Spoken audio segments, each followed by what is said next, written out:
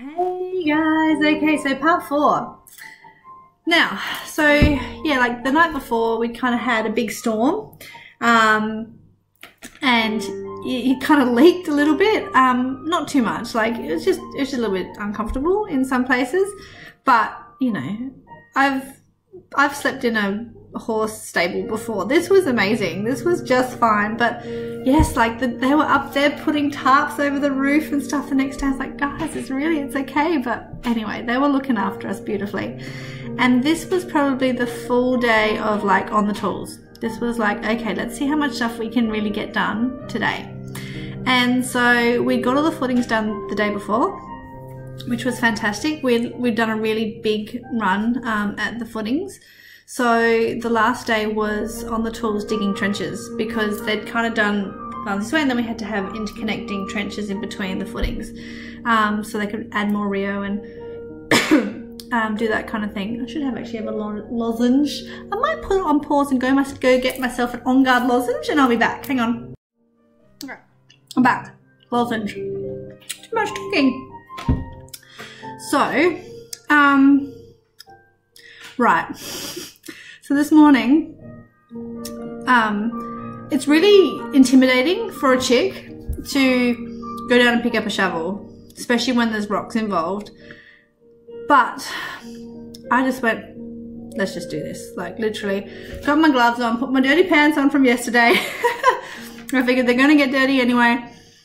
And went down to the pit. I was like, right, what do you need? And I just watched the guys for a while because I was thinking, okay, well, how are they approaching this? And there's these huge boulders, like huge, and they're chipping at it with like a mallet and I don't know, a metal thing, like a pick thing, and or like a sledgehammer and a pick and a stake. Sorry, I'm like far out. Like literally, get a hammer drill, get a jackhammer, get something. It's just. The manual side of this is just crazy what they go to, but it's worth it. Like, you do with what you can and they get it done. The one thing I think we're very lucky with, the big rocks, they're quite brittle. So when you can actually get them into nice little spots and they will actually split the whole rock through if it's lying on the right section. Actually, I'll show you something. Hang on, I'll show you, I'll be back. Hang on. Back here. Okay.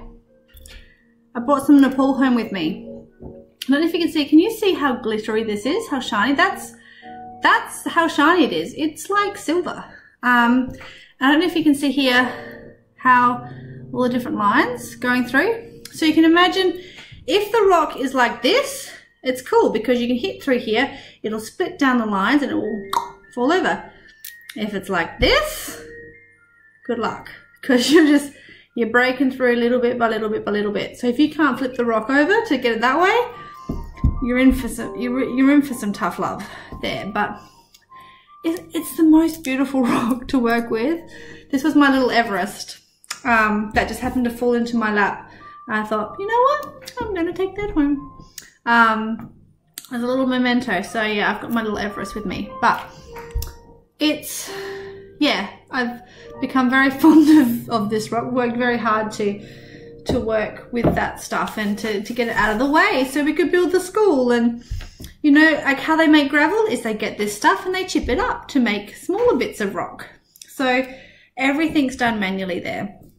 But it was just fun. Again, like there was more people came down and more people come down and we'd work together, and so one person would be like on a little pickaxe thing, loosening up the dirt, and then I'd get in there with the shovel and shovel it all out, and then so it was just teamwork. It was a beautiful thing to watch. There were some big rocks there, and the boys did really well with that, getting like big steel droppers in to leverage them out and to dig them away and all that kind of stuff. So yeah, it was like Paul was sweating from head to toe. He was working so hard. I mean, everyone was. Debbie was in there, Max and Tom and the boys were in there. A couple of guys from Choice were there. Ryan and James, they were working really hard. So yeah, I mean, there's heaps of people, but they were just the ones that were in my vicinity. Mark was doing amazing too. So yeah, Teresa came down too. I was like, Teresa, if I'd known she's got a dodgy shoulder, like a reconstruction thing, I was like, I would not have given you a shuffle if I'd known about your shoulder. I'm so sorry. But she was down there, like, we were all helping out everywhere we could. So it was lots of fun, and we dug these trenches. We got them done, and it just, we moved rocks, and there were some really, really big rocks, and it was quite funny. I was like, will that move? Is that like the iceberg to something bigger? And it's like, no, I think it's going to get out there. But sometimes it's just this little pebble that's wedging it in, and if you move the small stuff, the bigger stuff will be able to move. And that was a bit of a laugh. It was a bit of a metaphor. It's like, surely there's a metaphor in here somewhere. So maybe you just need to focus on the smaller stuff sometimes, guys, and not worry about the bigger stuff. Because once you clear out the small stuff, the bigger stuff can move out a bit easier. So that might help you. It's a little metaphor from Nepal. So yeah, we were really, really proud to get so much of that done. The coolest thing though, I was speaking to Rob Young about it, and because we had the villagers coming down and helping us. So we had anyone from teenagers that had seen walking around previously in like school uniforms and stuff, or at Days for Girls. They were coming down and passing those concrete panels around and doing all that kind of stuff as well. They were all dressed beautifully. They were all in their, like, I'm going out to dinner clothes. There were men in suits. There were women in their beautiful dresses. The girls were all in their, like, cool outfits. Like, these guys dress, as I said, the people in Nepal dress really well. I was really impressed. So they're in there and they're not even getting dirty. They're just like miraculously clean while we're filthy doing all this work. But one thing that Rob said to me was, he said, one of the guys said that this has never happened before. They've been doing work in this region for a while, but they've never had people from the village come down to help them, to lend a hand in a team situation. And they commended us because they could see us and how we all work together. And they just said, well, let's go do that too. If they can do it, we can do it. How cool is that? If we've actually slightly changed the mindset of this town that let's work together and we can get this done a lot faster, then isn't that awesome? I just think that's awesome. You know, it's not, everyone was, like, I was getting asked, actually even got interviewed by Colin, who was the photographer on the thing, and it's like, what is it about Nepal? And I still can't put my finger on it, if it's the place or if it's the people or what it really is. But I think it's definitely just about the person standing next to you. It doesn't matter if they are from Nepal or if they're from Taiwan or China or New Zealand or Australia or America, or it doesn't matter where they're from. It's just the connection that you make with that person in this environment. I think it was in the video number 2, I was just saying, like, there's no judgment there. It's the most beautiful, soul-breaking, like, soul-escaping country. You really can embody yourself, and you really find yourself in Nepal. And what I found about myself in Nepal was that I'm actually a really introverted person.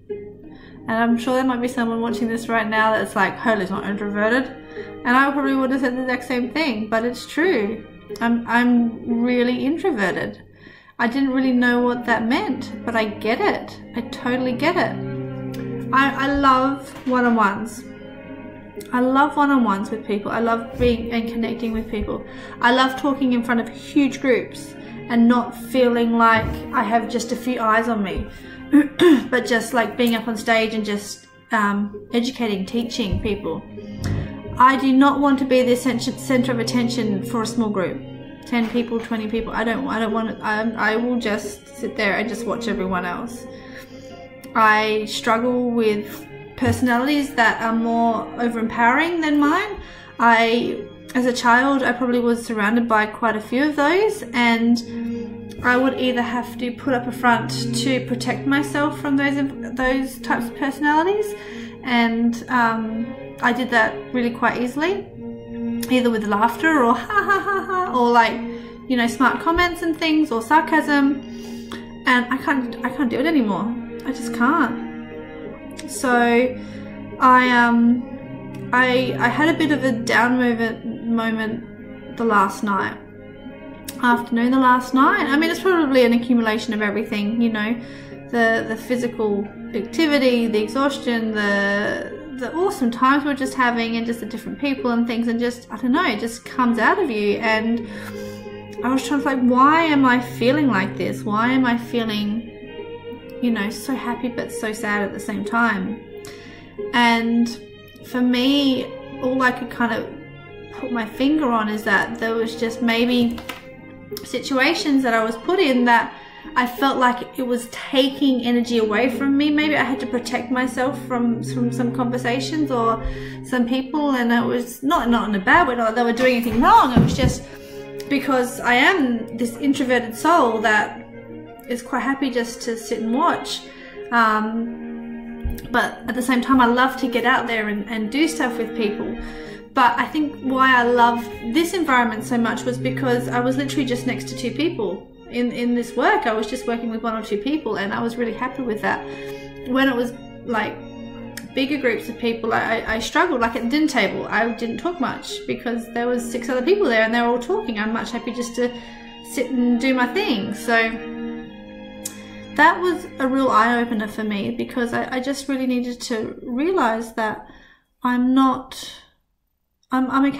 okay with this, and it's actually a way I can actually nurture myself more now that I understand that I'm not this up and outgoing person that I thought I had to be. I thought I had to be. It's okay to be quiet. You know, it's okay. I love listening to music. That's why I've got it on through this whole thing. I'm playing my Pandora right now, and I just love it. It actually energizes me having this time, and that's why music energizes me. I'm really terrible at playing anything, and I can't really sing, but I'll give it a good crack. And I danced every night in Nepal, and I didn't care. You know, I'm not shy about that. And but if I'm being conflicted with a conversation or something, I really don't want to step up and jump on top of it with my own point of view. I just like, oh yeah. And so yeah, I've really kind of come back more relaxed and more at ease within myself. And even towards the end, the last couple of days, when I was talking to people and I was hearing my voice, I'm like, I don't even sound like, who is this person? I don't sound like myself. It was really bizarre. It was like, I can hear myself talk and it doesn't sound like me, in a good way. So I don't know if that's still in me now, or if that's kind of disappearing a little bit. I assume I'm not going to be hang on to it for that long, but it was really nice while it lasted anyway. And the people I met and the bonds we made, and it was just phenomenal. And so I'll talk about the last night we had in Nepal. In the village. I don't even know what section I'm up to right now, but the last night in the village, because I said I had a bit of a moment, and I didn't go into dinner straight away. I actually went and sat out by the toilets. But it's like this beautiful cliff, and like you're just overlooking the other valley, and these little speckling lights of fires, and the village is on the other side of the mountain. And the coolest thing about that is some people in this village will never ever go to that other village, because they've got to go down the hill, across and back up the hill. They'll never see these people, and they're literally, it feels like you could throw a rock and hit them. And I mean, you can't, but they're so close yet so far. They speak different languages, you know, like you just start to realize how remote you really are and how insignificant you really are. And so I just had a little moment before going into lunch and, you know, dinner, and just realizing I was going to be around like 50 people in there again. And so I go up and I go walk into like and it's like I almost start bawling, because I walk in and it doesn't look like the normal food hall that we've been eating in all week. They'd turn all the lights off and they'd put candles on, and it was just like, this is too beautiful, like seriously guys, stop it. And so lining up, getting our delicious food, and sitting down, and I'm chatting with Ryan, and who else was there? I'm trying to think. I'm just talking. And it was nothing in particular, but just nice conversation. And then all of a sudden, John pipes up over on the other table and starts singing a song. Because when we're down in the pit, right, and we're singing away, and it's like, you know, the Crowded House song? I'm going to embarrass myself now, but everywhere you go, always take the weather with you, everywhere you go. You know that song? Alright, so then we flip it up, and it's everywhere you go, always take doTERRA with you, everywhere you go, always take doTERRA. So everyone starts singing that, which is awesome because, you know, we've been doing it all week. And then the Taiwanese behind us stand up and start singing one of their songs, their cultural songs, and then we're all like dance along and singing the thing, and then they stop, and then another table stands up and starts singing a song. This went on for like an hour, just bouncing around to different songs, different cultures, different languages. Rob Young came up with his family, and I was like, look, we can't sing, but we do have a tradition in our family, and you know, this is what we think of happy birthday. Happy birthday to you. You know, it's all flat, and it's like, this is how we treat our birthdays. Happy birthday, happy, and they break out into this unique happy birthday song, which, God, it would just be awesome to be part of their family. And it was just nice that they gave that part of them, like, to us. And this is an owner of doTERRA, people. He's the most humble, genuine, honest, awesome guy. The whole family is just beautiful. And I'll actually talk about the last night speech from them too in my other post. But yeah, so much fun. And then the kitchen guys, because the kitchen guys can sing. Like, seriously, they've been serenading us every single night around the bonfire. They bring out their guitar. It's like, where did the guitar come from? So he's strumming away and he's playing the song. And then Chrissy, good old Chrissy, she's like, Chrissy, because of course I know that she can play the guitar. I don't think anyone else did. So proud of her for getting up there and playing a tune on a half, you know, tuned guitar, which probably hadn't been tuned in, I don't know, 6 months. So she did awesome. And then Bass, who is from Shanghai, next to me, he stood up and he played a song on the guitar, and it was just like, oh, you just had to be there. It's just like, this is not happening. And when you think about where I physically felt quite low before walking into this room, this would have had to be the most high vibe I think I've ever felt in my life.